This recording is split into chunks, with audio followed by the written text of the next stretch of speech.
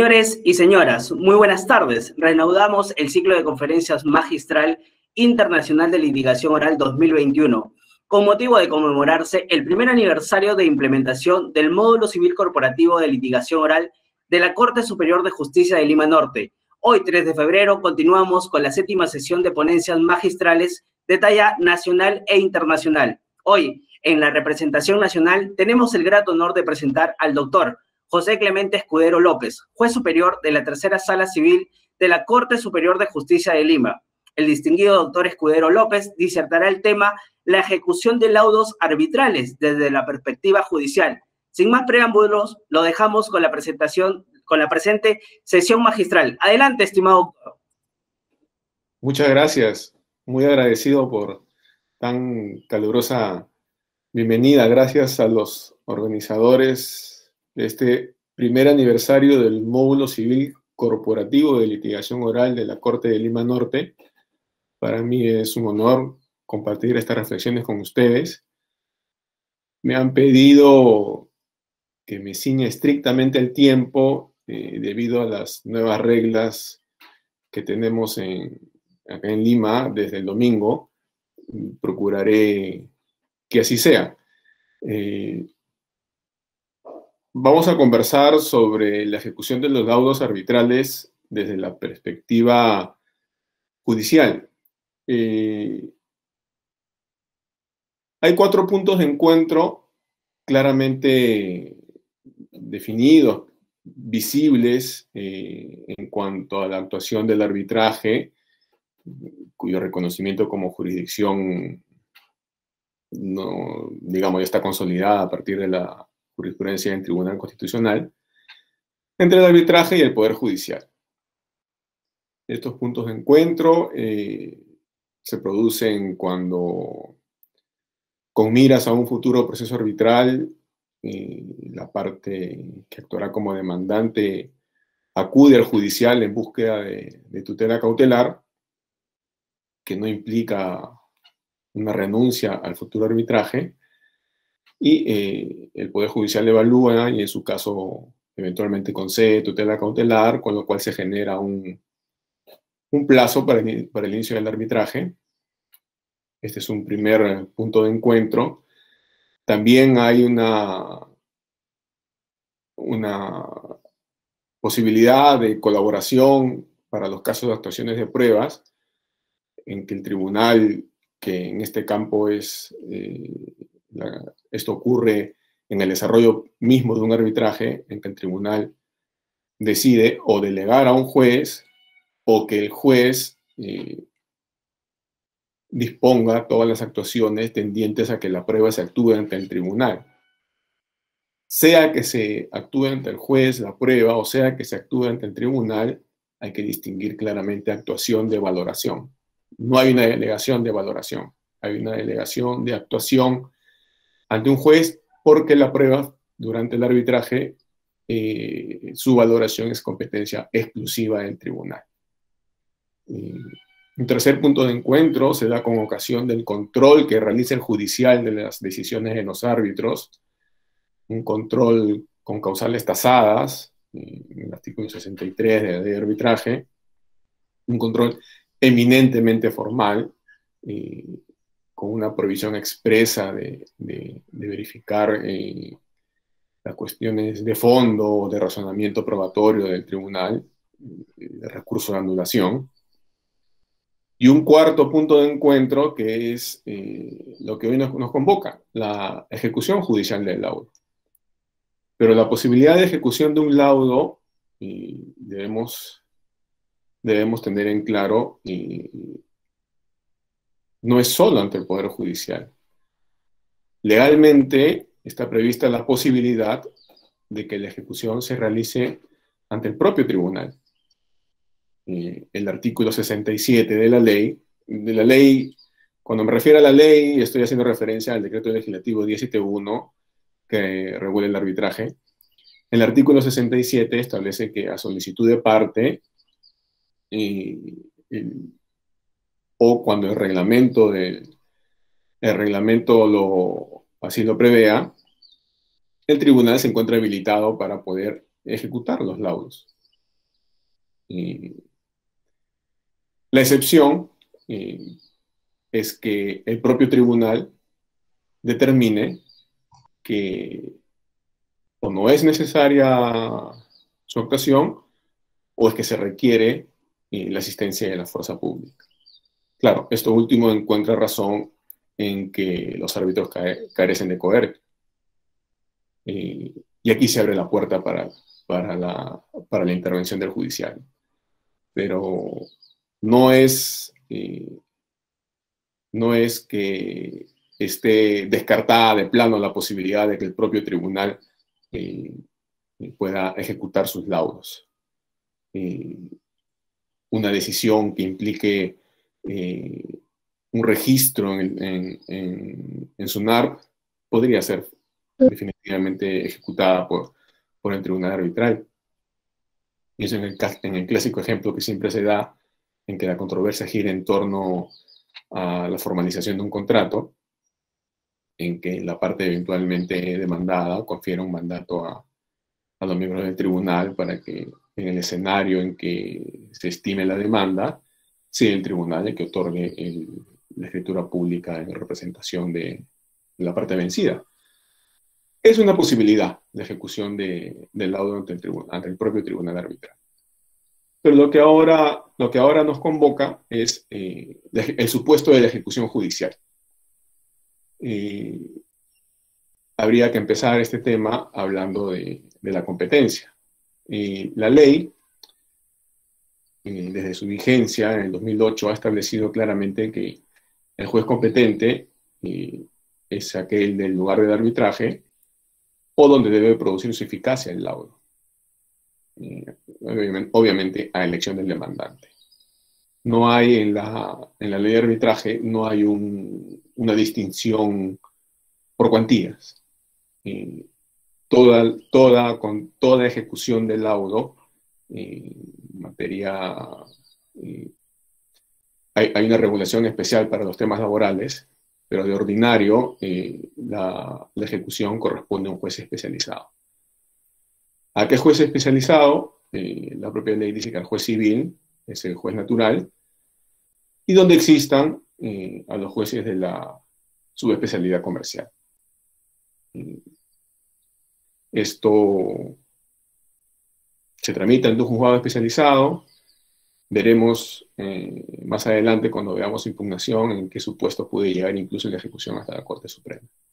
Pero establezcamos por ahora solamente el tema de competencia. El juez competente es un juez especializado civil, donde no lo haya, juez su especialidad comercial. Eventualmente, si no hay juez civil, entendemos que será un juez mixto. El acto de calificación es quizás una de las actividades procesales más importantes que se desarrollan en el desarrollo de la ejecución judicial de un laudo. Porque es una labor que no se limita a la sola revisión del laudo. Ahí hace falta una interpretación sistemática de compatibilizar diversos textos legales para poder realizar una adecuada calificación. Y aquí surge un problema, porque tenemos de un lado las reglas de la ley de arbitraje, el decreto legislativo 17.1, y tenemos de otro lado las reglas del Código Procesal Civil, que en cuanto a la normativa aplicable para la ejecución de laudos, está principalmente contenida en las modificaciones establecidas con el decreto legislativo 1069. El 1069 y el 1071 se publicaron el mismo día, el 28 de junio de 2008. Entonces, aquí hay que hilar fino. Dice la ley de arbitraje que para la calificación, en su artículo 68, ¿no?, que para la calificación de un pedido de ejecución judicial del laudo, se debe presentar copia del laudo, las eventuales rectificaciones, interpretaciones, un pedido de integración, alguna exclusión que se pueda haber decidido en sede arbitral,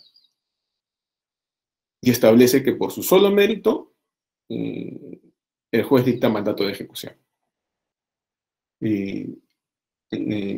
Leer aisladamente el 68 del decreto legislativo 1071 haría parecer que el juez se convierte más que nada en una mesa de partes y con la sola presentación de esta documentación debería dar paso y dictar el mandato de ejecución para que en el plazo de 5 días se cumpla lo ordenado.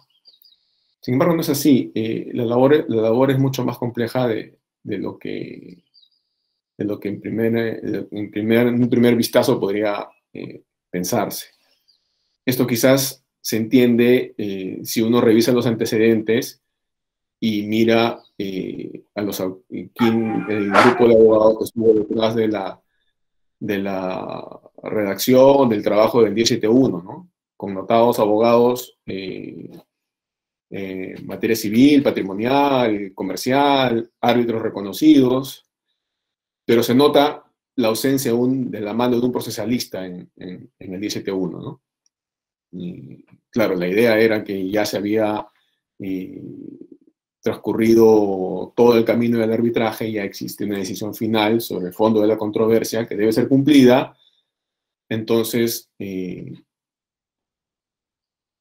por eso es que la ley dice, con la documentación del laudo, todas sus interpretaciones, exclusiones, integraciones, el juez solamente debe dictar mandato de ejecución y que se cumple en 5 días. Pero la cosa no es tan sencilla. Y no es tan sencilla, como vamos a ver, porque precisamente si hay un punto flaco en la ley de arbitraje, es el tema procesal, ¿no? Es reconocido a nivel iberoamericano la calidad de la ley de arbitraje peruana, pero desde un punto de vista de la ejecución, quizás en lo procesal hay puntos por mejorar, y la experiencia ha demostrado que eso es así. Los laudos están en el listado que contiene el artículo 688 del Código Procesal Civil, el listado de los títulos ejecutivos. Y aquí encontramos un primer choque entre la modificación que del 688 hace el decreto legislativo 1068 y 19 y lo que establece el 1071. Porque en el 688, inciso 2 del Código Procesal Civil, se dice que los títulos ejecutivos, entre otros, son los laudos arbitrales firmes. Uno ve el Código Procesal Civil y podría entender laudo arbitral firme es aquel contra el que ya no cabe generar una discusión. Entonces, un laudo arbitral firme, esa sería aquel en que ya el tribunal emitió su decisión y cesó en sus funciones, o un laudo arbitral firme es aquel contra el cual se ha recorrido ya el camino de la anulación, un camino natural, un camino legalmente establecido, el camino de la anulación, y se agotó la anulación, y entonces adquiere firmeza lo decidido en sede arbitral. ¿Qué deberíamos entender por laudo arbitral firme si solamente vemos el Código Procesal Civil? A su turno, la ley de arbitraje, en el artículo 59, nos dice que el laudo es definitivo, inapelable y de obligatorio cumplimiento desde su notificación. Desde que la parte vencida en sede arbitral es notificada con el contenido del laudo, debe cumplir lo que ha decidido el tribunal arbitral. Entonces ahí vemos una contraposición. Por un lado, el Código Procesal Civil nos dice que hay que esperar que adquiera firmeza, y por otro, la ley de arbitraje nos dice que desde la notificación a las partes, el laudo produce efectos de cosa juzgada. Y si estamos en un proceso judicial de ejecución del laudo, por temporalidad, el 688 en el texto que hace referencia a los laudos arbitrales firmes y el decreto legislativo 1071 han sido publicados el mismo día. Entonces, para solucionar esta esta aparente discrepancia, temporalidad es un método que no nos da la respuesta. Especialidad, como les decía, estamos en un proceso judicial, entonces pareciera que la ley especial es el Código Procesal Civil, pero también es la ejecución de un laudo. Entonces, tenemos esta cláusula de la ley de arbitraje que dice que el Código Procesal Civil no hace referencia a una aplicación supletoria del Código Procesal Civil, sino que en todo lo que no esté previsto en la ley de arbitraje se podrá acudir al Código Procesal Civil, pero expresamente, si uno revisa los antecedentes de la promulgación del 1071, verá que fue una decisión consciente que no se diga que el Código Procesal Civil era de aplicación supletoria. Entonces tenemos esta contraposición. ¿Qué ha ocurrido de ordinario, al menos en la experiencia de la Corte de Lima, que es la que me propongo compartir?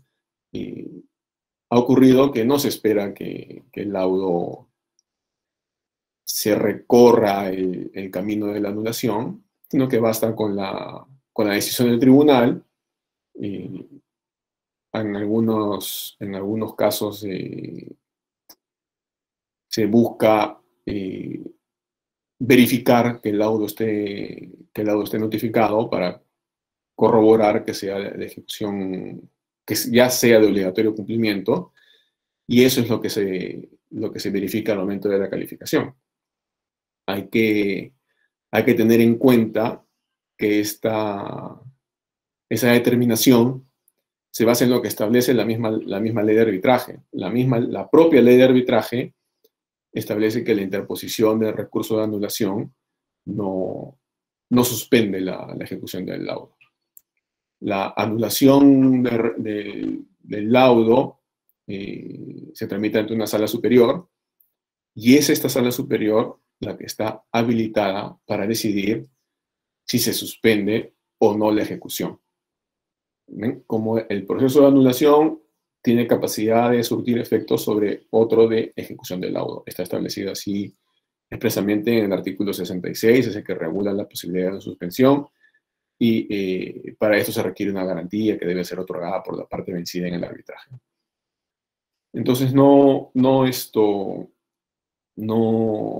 hace falta esperar en camino de la anulación o agotamiento de otros recursos contra el laudo, salvo los pedidos a los que ya hemos hecho referencia de interpretación, exclusión, integración, que podrían aclarar algún aspecto del laudo. Entonces, estamos ya en la etapa de calificación, y en este punto hay que tener en cuenta que abierta la ejecución, nuevamente encontramos una regulación que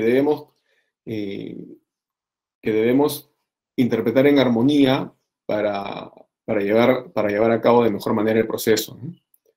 Iniciada la ejecución, dice la ley de arbitraje que la parte ejecutada solamente va a poder oponerse por causales expresamente previstas en el artículo 68.3 de la ley de arbitraje.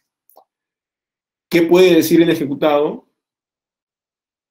Que ya se cumplió o que se ha suspendido la ejecución por la decisión a la que hemos hecho referencia hace un momento, la decisión de una sala superior que está conociendo un recurso de anulación y que es esta la que decide ordenar la suspensión de la ejecución del laudo.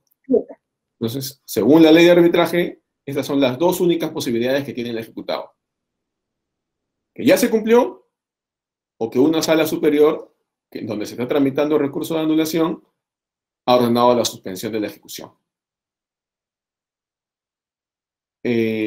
Esto fue motivo de un pleno regional comercial allá por el año 2016, pleno regional comercial, donde se analizó el tema de las posibilidades de defensa que tenía la parte ejecutada en un proceso de ejecución del laudo. Este pleno del 2016 partió por realizar el siguiente análisis, ¿no? El laudo, conforme al Código Procesal Civil, es un título ejecutivo.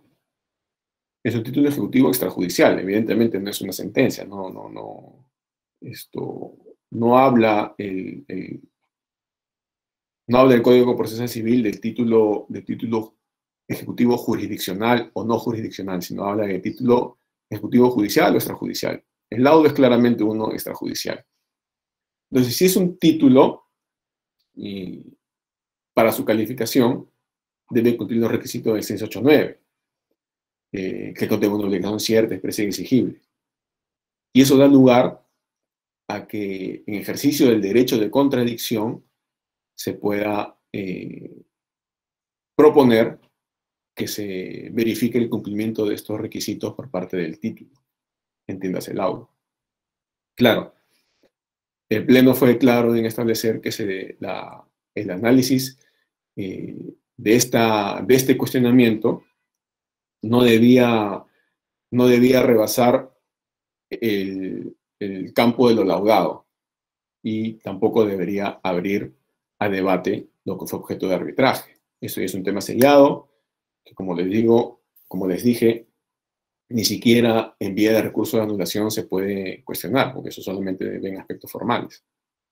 Entonces, se debe tener en cuenta al momento de verificar el ejercicio del derecho de contradicción, que es verdad que el artículo 68 de la ley de arbitraje establece que solamente puede oponerse por dos causales tasadas, cumplimiento o suspensión, pero también es cierto que el laudo es un título ejecutivo, y como título ejecutivo está sujeto a las reglas aplicables a todo título ejecutivo. Y eso abre la puerta a que se pueda cuestionar si realmente es tal. Otro tema que también ha llamado la atención hace ya algunos años por cuestiones que luego fueron ya de dominio público, se generaron procesos penales porque había toda una estructura destinada al mal uso de los arbitrajes, y no hablo de hace 2, 4 años, con estos últimos escándalos que han ocurrido, ¿no? Hablo de hace ya 10 años, 15 años, ¿no? Que es la ejecución de laudos contra terceros. Esto se advertía, antes que esto explote y sea de público conocimiento, de dominio de la opinión pública, se advertía, se sospechaba, existían muchos reclamos, existían muchos casos en los que una persona reclamaba que el arbitraje en realidad había sido seguido entre A contra B y que el destinatario final de esa decisión era C. C era quien ocupaba el inmueble, A y B nunca habían estado en posesión del inmueble, tenían un título registrado por X y Y razones y celebraban un contrato de arrendamiento con cláusula arbitral. Durante el arbitraje, B, demandado, no se oponía, no hacía mayor defensa. Finalmente se obtenía un laudo que decía: retírese a B del inmueble y a todos los que lo ocupen, en aplicación de las reglas del proceso sumarísimo de desalojo. Esto se advirtió y se planteó en un pleno distrital en el año, este sí distrital, solo de Lima, no regional como el que mencioné del 2016. En este pleno distrital del 2010 se planteó, se analizó el tema de la ejecución de laudos contra terceros. Y se buscó que garantizar, porque era tan constante, eran tan repetitivos los casos en que se escuchaba la misma alegación que a uno ya le llamaba la atención, y ya en el pleno pues surgía que esto no pasaba solamente en un juzgado, pasaba en 2, pasaba en 4, pasaba en 6 juzgados. Entonces se determinó que se estaba produciendo este fenómeno, que como les digo, luego desencadenó en procesos penales y capturas y todas estas consecuencias derivadas de la comisión de delitos. Y se estableció que la ejecución de un laudo contra tercero debía ser tomado con pinzas, ¿no? Es probable ejecutar un laudo contra un tercero, pero esta generalmente es una parte no signataria, y lo más importante, este tercero contra el que se pretende ejecutar un laudo debe haber tenido la posibilidad de ejercer su derecho de defensa al interior del arbitraje. No es que yo vengo con un laudo y quiero ejecutarlo contra quienes no participaron en el arbitraje, mucho peor contra quien no firmó la cláusula arbitral. Entonces se estableció que se debía notificar, en caso de que estén de por medio de inmueble, se debía notificar al inmueble que era posible admitir la incorporación de terceros. Nótese que, por eso le decía que la ley de arbitraje, si tiene un punto flaco, es en el aspecto procesal, ¿no? Nada de esto está en el decreto legislativo 1071. La intervención de terceros no está regulada, porque claro, y esto se maneja un poco con una visión macro, ¿no? de grandes empresarios, grandes negocios, transnacionales, pero hay también casos en que se trata de aprovechar esta legislación, como de hecho ocurrió, como de hecho se ha sancionado, ¿no? Se ha sancionado penalmente.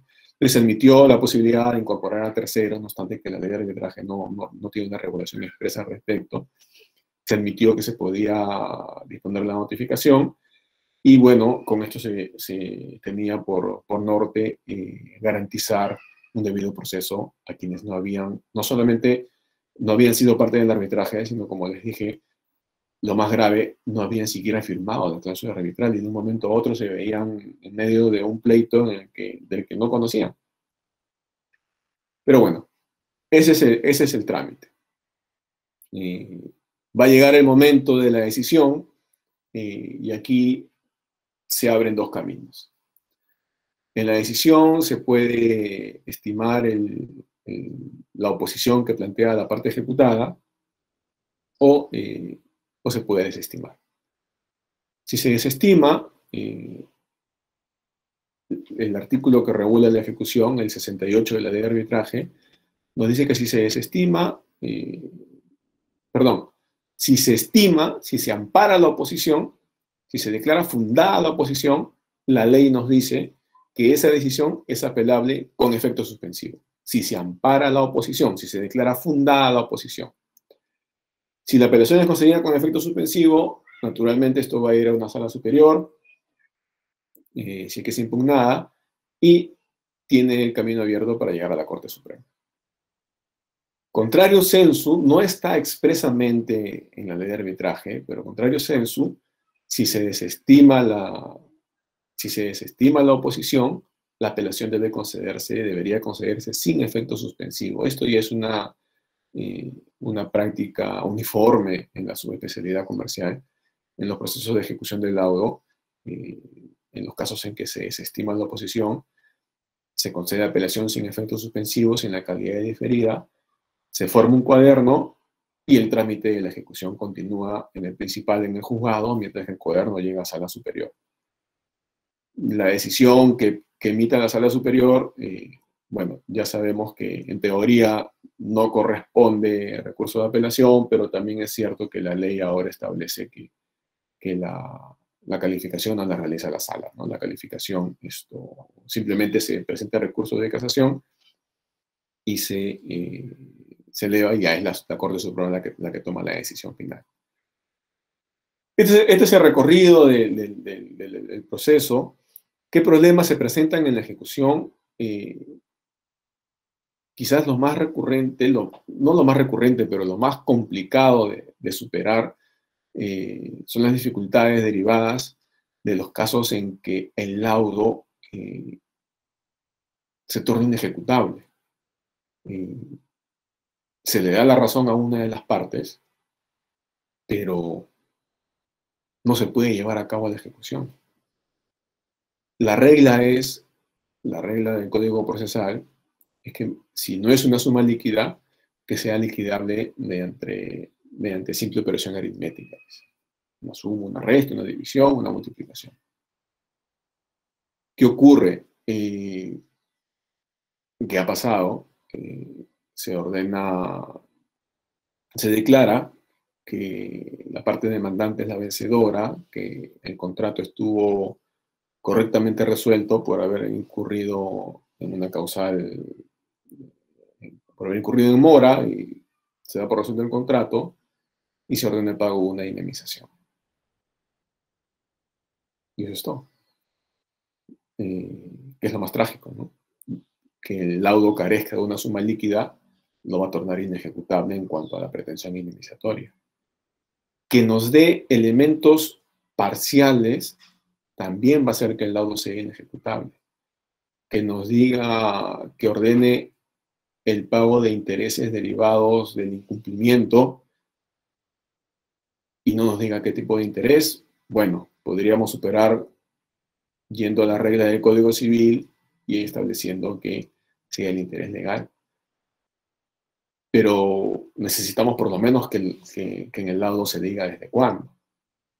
Desde que se incumplió, desde que se citó con la demanda arbitral, desde que se notificó el laudo. Siempre queda la posibilidad de tratar al laudo como lo que es, como un título, y que los intereses se reclamen a partir del emplazamiento con la demanda, ya en el judicial. Esto para salvar la omisión. Pero hay también casos en que en la parte resolutiva de un laudo se ordena el pago de lo reclamado conforme a la cláusula 27b del contrato que suscribieron las partes en concordancia con la cláusula 46. Y si se presta a interpretación, como no sé, se me ocurre un contrato escravo, un contrato de fideicomiso, estas modalidades de contrato que no es como una compraventa, que es más sencilla de interpretar, si se presta a la interpretación y si surgen dudas, indudablemente no va a poder ejecutarse el laudo. Eso es quizás el aspecto más problemático de la ejecución del laudo, ¿no? El que algunas veces suele ocurrir que el tribunal arbitral, me refiero, se centra en solucionar la controversia, en dar una solución, pero, y aquí nuevamente parece que fuese procesalista, ¿no? Y aquí nuevamente la crítica, ¿no? A veces, por ser un análisis muy de derecho sustantivo, el lado procesal no se le dedica tanto esfuerzo y eso después complica la ejecución. ¿Y de qué le sirve a la parte vencedora tener un laudo que le dé la razón si finalmente no va a cobrar? Otro tema, ya con esto voy cerrando porque veo que estoy un poco sobre la hora, es lo relacionado con la ejecución de laudos contra el Estado. Ejecución de laudos contra el Estado suele ocurrir que el argumento de pretendida oposición durante el desarrollo del trámite de la ejecución del laudo son las limitaciones presupuestales, por todos conocidas, y por todas conocidas también las responsabilidades que derivan de no respetar esas limitaciones presupuestales. Pero pareciera que no ese es el momento de discutir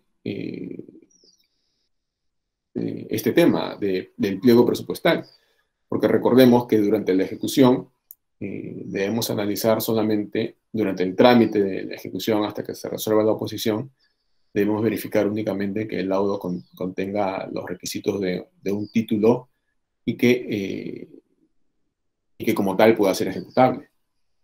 Ya será pues al momento de requerir el pago que se evalúen estas limitaciones presupuestales que, como digo, no deberíamos pasar por alto en ningún momento, ¿no? Pero es una discusión que debe llevarse en su momento y no parece ser ese el momento en que se formula la oposición. Bueno, muchas gracias. Veo que estoy como un reloj, son 5:30. Me pidieron que no me exceda por el tema de la movilización de las 6 de la tarde. Si hubiera alguna pregunta, yo quedo a su disposición. Bien, doctor, le agradecemos su magistral ponencia. Antes de despedirlo como se merece, permítame dar pase a la rueda de preguntas. Voy a dar lectura a la primera interrogante. Para acreditar la causal de oposición por suspensión ordenada por la Sala Superior que conoce la anulación del laudo, ¿la resolución de suspensión debe ser firme? No debe ser firme porque esa apelación, eventualmente las decisiones de la Sala Superior únicamente se recurren vía recurso de casación. Y además esto, en la eventualidad que se pueda, vía quejas, conceder una apelación, indudablemente la apelación sería sin efecto, no se va a suspender no se va a detener, para no ser reiterativo, no se va a detener la suspensión de la ejecución. Recordemos que en el recurso de anulación está previsto legalmente que únicamente se puede recurrir vía recurso de casación la decisión que declara fundado el recurso de anulación. La decisión de declarar infundada el recurso de anulación no es recurrible vía casación. Nuevamente, entiendo que la parte puede presentar el recurso y que la Sala Superior está obligada a elevar los actuados a la Corte Suprema, pero lo que dice formalmente el 17.1 es que únicamente se recurre la decisión de la Sala que declara fundado el recurso de anulación. Perfecto, muchas gracias por la respuesta, estimado doctor. Segunda interrogante, si el laudo, rectificaciones, integraciones e inclusiones es evidente que la obligación no es cierta o expresa o exige al calificar la demanda, ¿se debe negar la ejecución o se debe emitir mandato y posteriormente declarar inejecutable el laudo?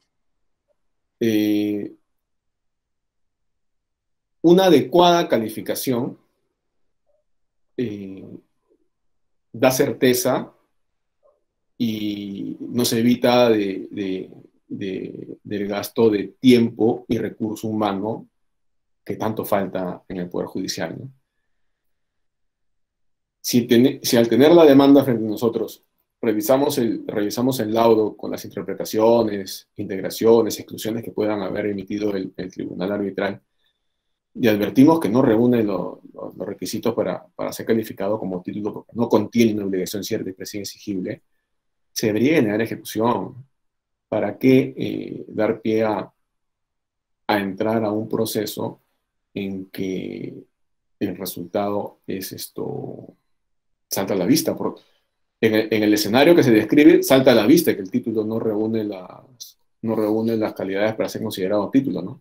Es como que un proceso civil ordinario, veamos una demanda con un petitorio jurídicamente imposible y digamos, no, bueno, vamos a admitirlo porque tiene sus anexos y esto. Pero para eso están las causales de improcedencia, para eso está la calificación del título que debe realizarse desde que se presenta la demanda, indudablemente, ¿no? En el supuesto que no reúna las condiciones para ser considerado como título, debería de negarse ejecución de plano.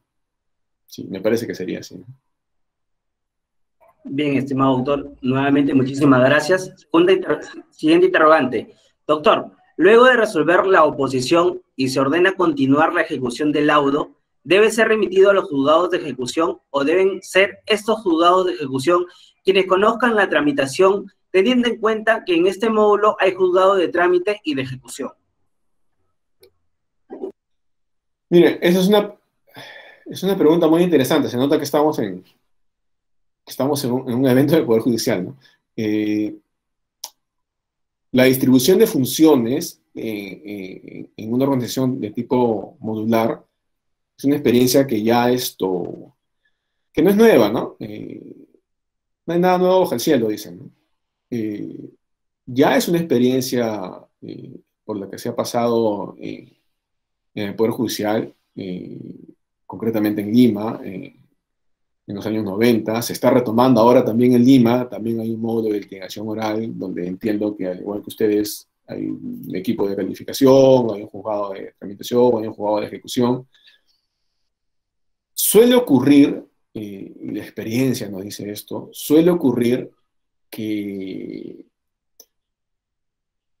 en procesos donde no se ha generado una gran controversia, no ha habido mayor dificultad durante el trámite hasta la decisión de la emisión final, suele ocurrir en cambio que en la etapa de ejecución se vuelve mucho más complicada.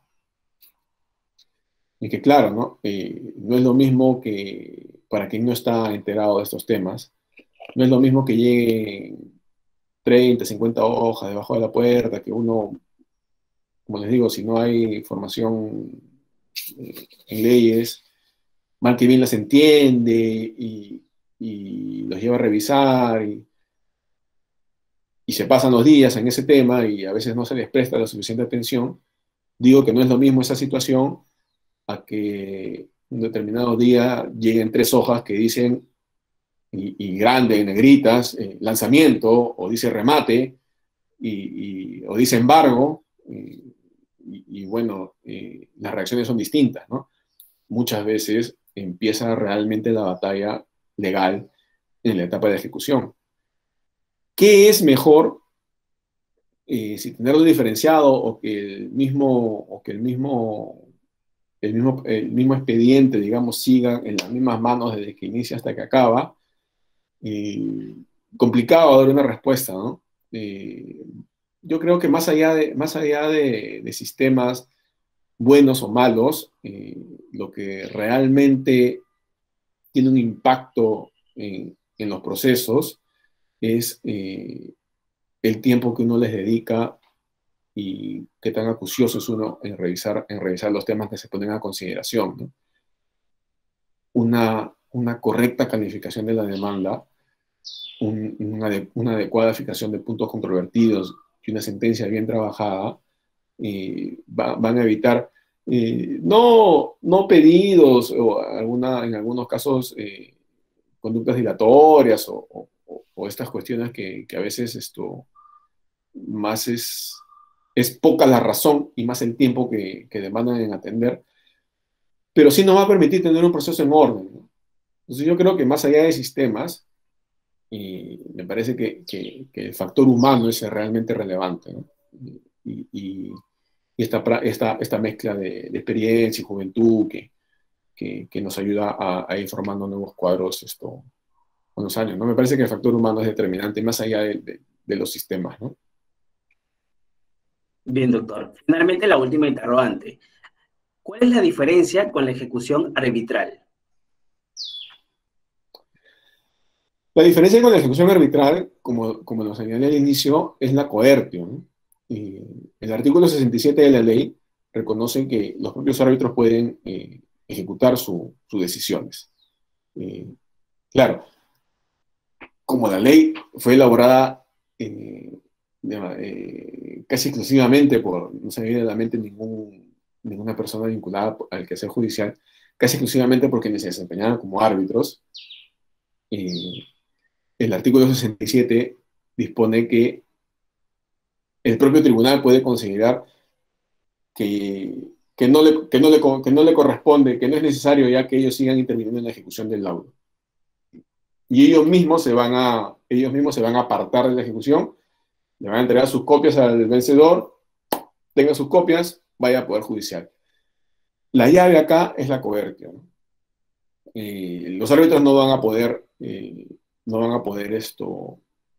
imponer su autoridad más allá de quienes se han sometido voluntariamente a través de una cláusula arbitral a sus decisiones. Es decir, incluso para ejecutar sus propias decisiones, no hablo ya de laudos, sino eventualmente una decisión cautelar emitida en sede arbitral. Inclusive para eso muchas veces es necesaria o se requiere, y está previsto legalmente, ¿no? Se requiere la intervención del Poder Judicial, porque si hay una diferencia entre una y otra actuación, es la coertio que sí ostentamos los jueces, ¿no? Ese es principalmente lo que distingue uno de otro, ¿no? Porque después las actuaciones pueden ser iguales, ¿no? El juez y el árbitro pueden cursar partes por igual al registro público, y el registro público por igual los va a observar si hay alguna aclaración que estime que hace falta algún tema que hace falta esclarecer. Igual como puse el ejemplo del mandato otorgado antes del arbitraje, los árbitros pueden otorgar la escritura pública igual como lo puede hacer un juez en un proceso de otorgamiento de escritura. Pero la distinción va a estar en la coerción, ¿no? Esta posibilidad que tiene el juez de imponer su autoridad en una decisión evidentemente motivada y con su posicionamiento actuado, ¿no? Y esa es básicamente la diferencia entre una y otra actuación, no por la calidad de decisiones, sino por la posibilidad de imponer la autoridad conferida por el Estado. Bien, muchísimas gracias, estimado doctor, por haber respondido todas las interrogantes de esta digna sala. A continuación voy a dar pase a las palabras de agradecimiento del magistrado Marco Sánchez Navarro del primer Juzgado Civil de Lima Norte. Adelante, doctor. ¿Aló? ¿Me entiende? Doctor Escudero, muy buenas tardes. ¿Me escucha? Sí, perfecto. se lo escucha. Bueno, doctor, como integrante del módulo corporativo civil de Lima Norte, agradecemos muy cordialmente su exposición, que ha sido bien clara en estos temas tan difíciles que nos toca conocer día a día. Y no me queda otra cosa que tomar en cuenta sus enseñanzas y experiencia como magistrado de la Corte Superior, agradeciendo nuevamente para que nosotros en esta sede judicial, como la nueva aplicación de la litigación oral, reforcemos nuestros conocimientos para seguir aplicando día a día. A nombre del módulo civil y como juez integrante de este módulo civil, quedamos muy agradecidos de su exposición. Muy buenas tardes. Las gracias a ustedes, muy amables. Muchas gracias, doctor. Permítame, por favor, antes de despedirlo, permítame darle la Corte Superior de Justicia de Lima Norte, agradece su magistral participación en nuestro magno evento, permitiéndonos tener el honor de enriquecernos con sus conocimientos. Ante ello, permíteme dar lectura al diploma de reconocimiento. Un momento, por favor. Diploma de reconocimiento otorgado al magistrado José Clemente Escudero López, juez superior de la Tercera Sala Civil de la Corte Superior de Justicia de Lima, por haber participado en calidad de ponente en el ciclo de conferencias magistral internacional de litigación oral civil 2021, con el tema la ejecución de laudos arbitrales desde la perspectiva judicial, realizado el día 3 de febrero del presente año a través del aplicativo Google Meet, organizado por la Presidencia de la Corte Superior de Justicia de Lima Norte. Lima, Perú, 3 de febrero de 2021. Carmen María López Vázquez, Presidenta de la Corte Superior de Justicia de Lima Norte. Nuevamente, doctor, expresarle nuestra muestra de agradecimiento por habernos otorgado la oportunidad de escuchar su magistral ponencia. Muchas gracias. Buenas tardes. Buenas tardes. Señores y señoras, muchas gracias por acompañarnos el día de hoy en esta transmisión y participar en este ciclo de conferencias. Los esperamos el día de mañana con la disertación del ilustre doctor Miguel Ángel Rivera Gamboa, juez superior de la Corte de Lima. Muchas gracias.